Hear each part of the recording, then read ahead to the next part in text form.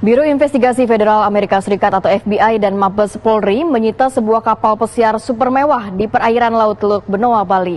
Kapal tersebut berkaitan dengan korupsi besar Malaysia, 1MDB, yang menyeret Perdana Menteri Malaysia Najib Razak.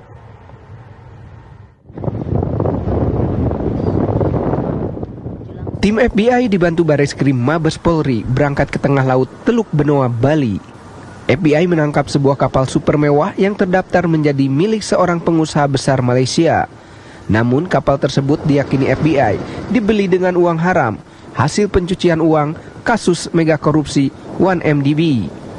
Kapal bernama Economity tersebut sedang mengangkut 34 kru.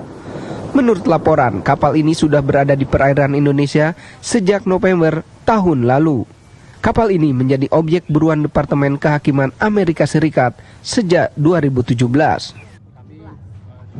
Karena mereka bahwa kasus itu sebagian digunakan uang untuk membeli sebuah kapal yang sedang berlayar di Indonesia. Karena itu secara resmi mereka memberikan kepada Indonesia, melaporkan kepada Indonesia bahwa keberadaan kapal ada di sini. Dan sekarang memang sudah ada di sini dan kita sudah minta izin untuk melakukan penyitaan.